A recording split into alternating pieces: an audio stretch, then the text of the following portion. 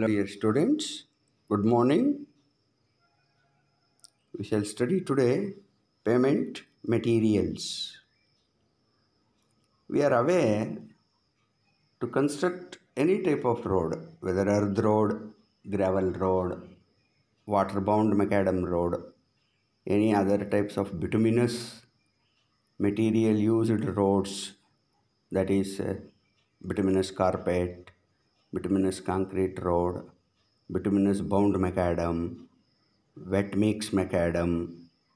If we are using cement as a binding material, we can go for good cement concrete roads.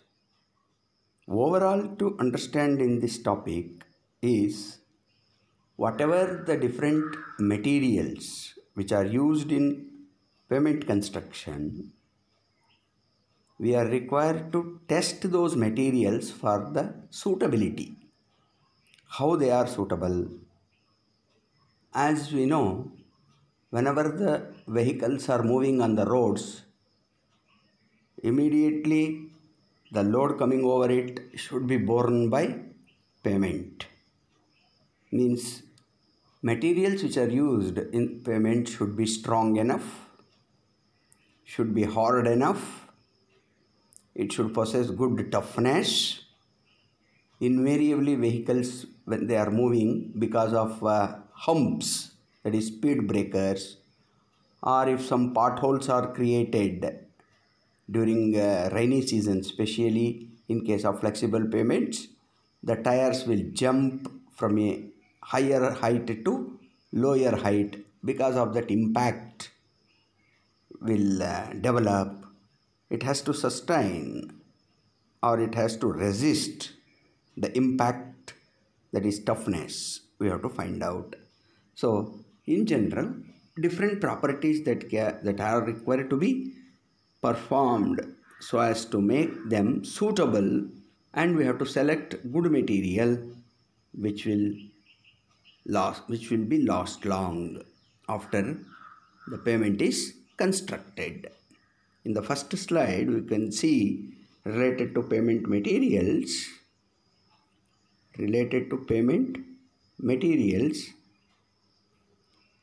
This is formed bitumen, new material and new methodology which is resorted to form formed bitumen.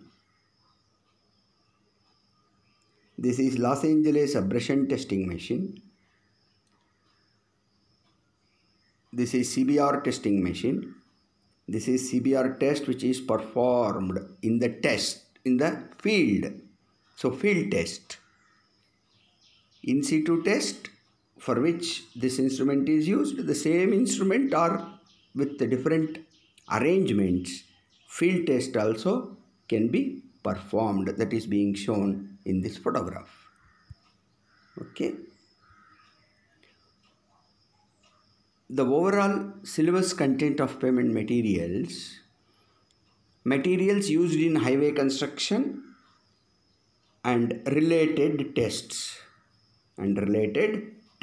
soil subgrade and CBR test to find out the soil strength. Next material is aggregates, stone aggregates. These stone aggregates, depending upon the location, different types of aggregates are available. Some types of aggregates with the parent rocks, say igneous rocks, metamorphic rocks, sedimentary rocks. Igneous rocks are quite stronger than other two types of parental rock from which aggregates are produced at the crushing plant. So it is very essential and necessary to carry out the tests to evaluate the different strength properties. Even including water absorption is also another important property to be assessed, because the material should not absorb more water. As soon as it absorbs water, it becomes weak. Next, bituminous binders. Different types of bituminous binders we have to see. Bituminous paving mixes. So when we are constructing bituminous concrete road, or bituminous carpet road, bitumen is used as a binder material along with aggregates of different gradation along with the stone dust. Viscosity based gradation of bitumen. How bitumen is graded based on viscosity. Even bitumen can be graded using penetration test results also. Next, modified bitumen. How the bitumen can be modified so as to produce different binding materials, say cutbacks, emulsions, crumbled rubber modified bitumen, that is CRMB abbreviation. So these are all used in different forms. The original bitumen or asphaltic material is converted into different forms so that it can be used conveniently for different purposes during road construction. Next, polymer modified bitumen. So using polymer also it is possible to use, because these are all the recent materials which can be used to enhance the performance of the material after it is used in the construction. Another type of bitumen that can be produced is foamed bitumen. Next, we have to see lastly syllabus content, Marshall stability mix design and tests. All parameters are required to be assessed with respect to Marshall stability mix design, bituminous concrete mix, gradation, etc.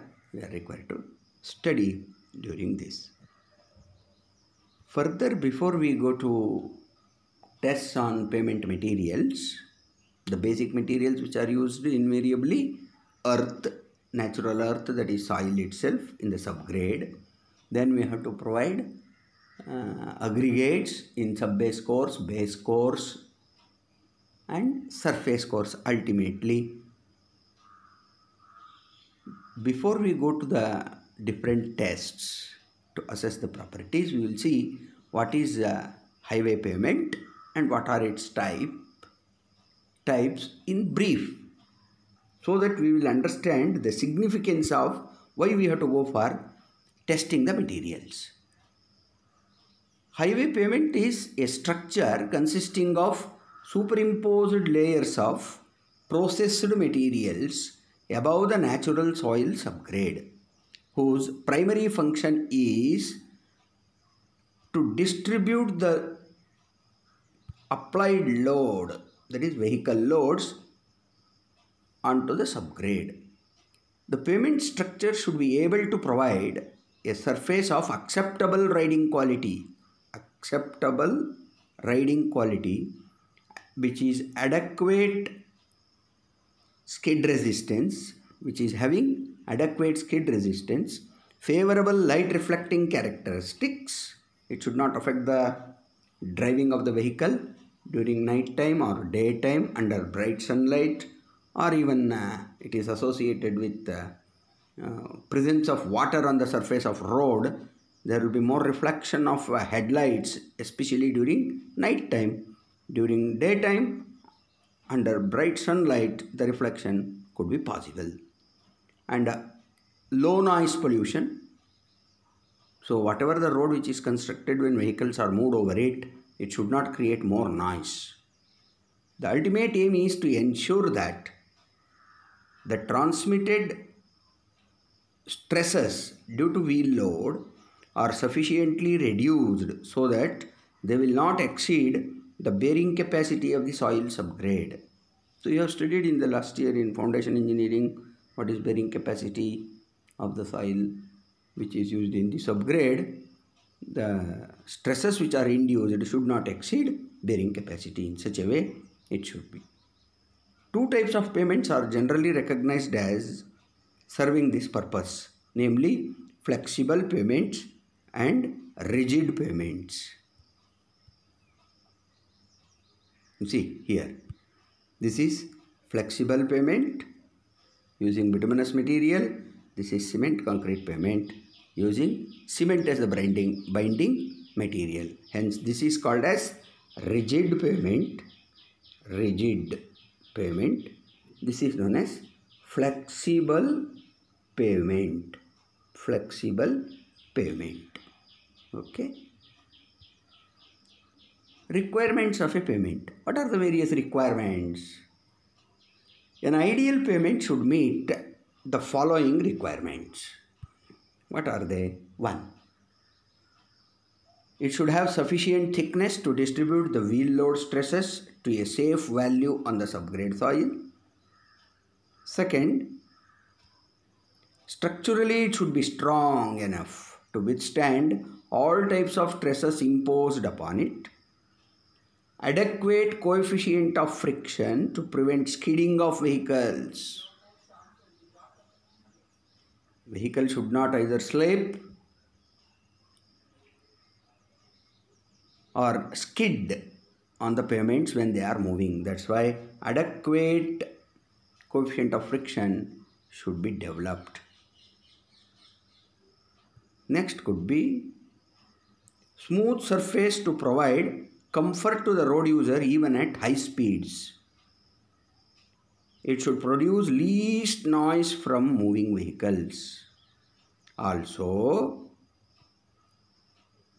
it should be dust proof surface so that safety is not impaired by reducing the visibility.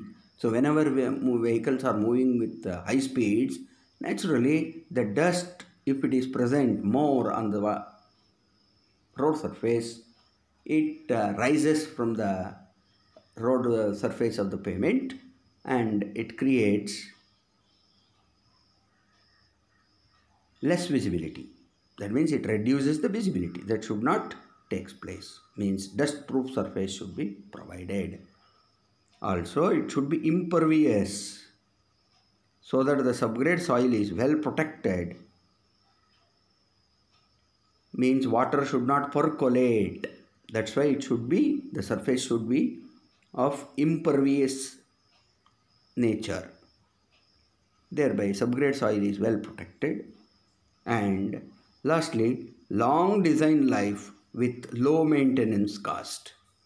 Then automatically the pavement which is constructed becomes more economical. Types of pavements. Flexible pavements, one type. Another type, rigid pavements. Flexible pavement usually consists of different layers.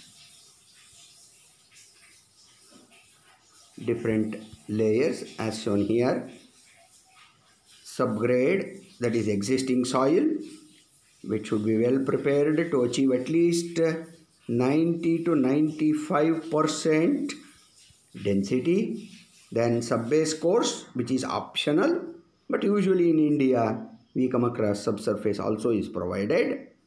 Then over that, base course is provided of suitable size of aggregates, which is required to be designed properly for gradation of material. Then lastly, surface course. And then on the surface you can see how smooth it looks like.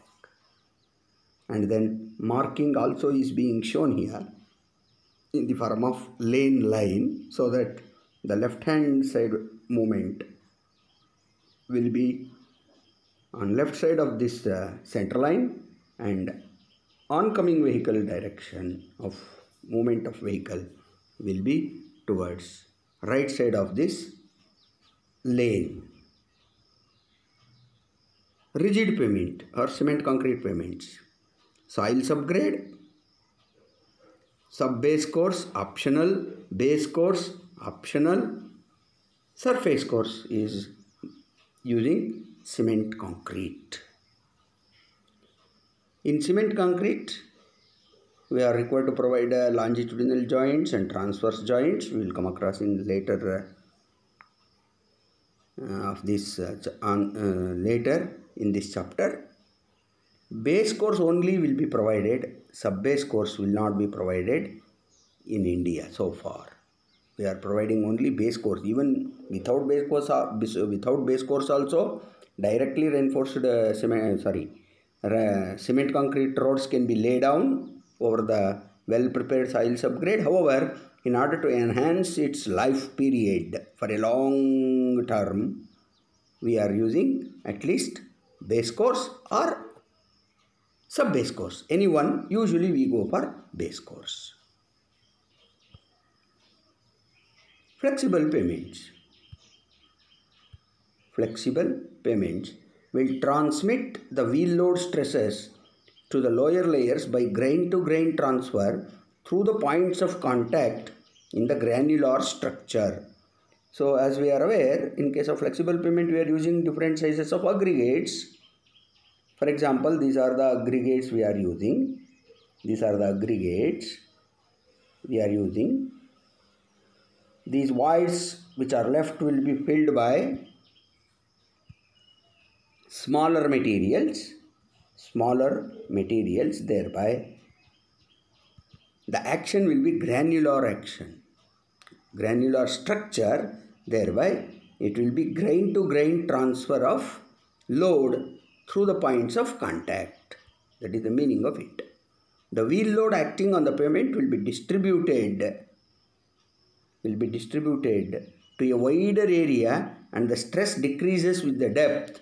Taking advantage of this stress distribution characteristic, flexible pavements normally has many layers. Hence, the design of flexible pavements uses the concept of layered system. So, in case of layered system, suppose these are the 3 layers or 4 layers. These are the 3 layers or 4 layers. In case of flexible pavement, soil subgrade, sub-base course, then base course, then surface course, SC.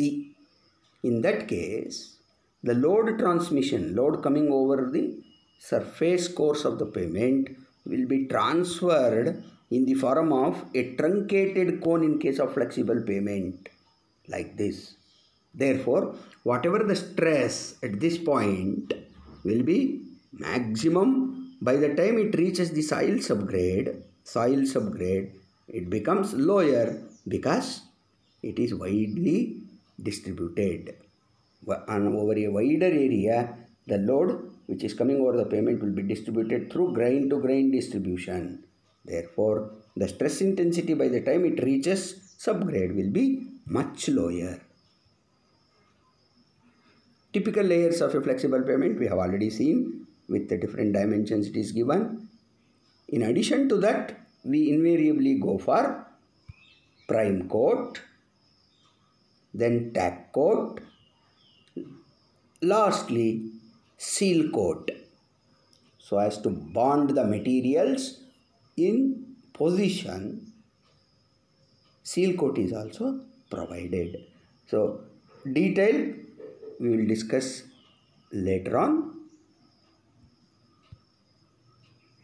Typical layers of a conventional flexible pavement includes seal coat, as it is already mentioned, surface course, tack coat, binder course, prime coat, base course, sub-base course, and compacted soil subgrade.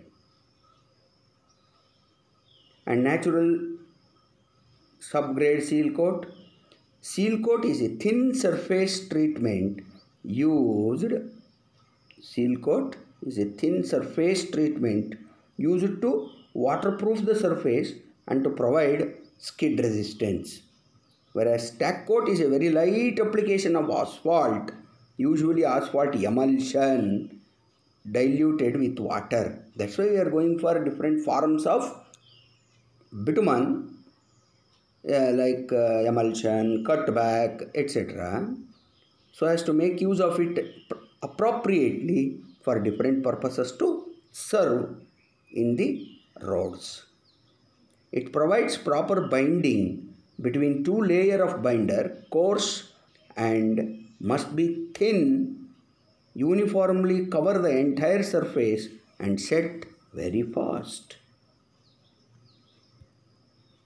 Prime coat. Prime coat is an application of low viscous cutback bitumen. In case of seal coat, we have used emulsion. Here we are going for cut back bitumen to an absorbent surface like granular basis on which other layer is placed. It provides bonding between two layers. Unlike tack coat, prime coat penetrates into the layer below, whereas in case of seal coat, tack coat, it will not penetrate, whereas here prime coat penetrates into the layer below and plugs the voids. And plugs the voids means it arrests the voids or reduces the voids and forms a watertight surface. Next one is surface course. Next one is surface course. It is a layer directly in contact with the trophic loads and generally contains superior quality materials. They are usually constructed with dense graded asphalt concrete. The abbreviation for asphalt concrete is AC. It provides characteristics such as friction, smoothness, drainage, etc. Also, it will prevent the entrance of excessive quantities of surface water into the underlying base or sub-base and or soil subgrade. It must be tough to resist the distortion under trophic and provide a smooth and skid resistant riding surface. It must be waterproof to protect the entire base and subgrade from the weakening effect of water. Binder course. Binder course. This layer provides the bulk of the asphalt concrete structure. Its chief purpose or main purpose or basic purpose is to distribute the load to the base course. The binder course generally consists of aggregates having less asphalt and does not require quality as high as the surface course. So, replacing a part of the surface course by the binder course results in more economical design. So, that's why we are required to carry out an ideal and proper design of flexible pavement so that we can reduce the cost. Base course. The rest, base course, sub-base course and other pavement materials, testing, etc. we will see in the next class. Hope you are enjoying these sessions. Okay, we will stop here. We will continue in the next class.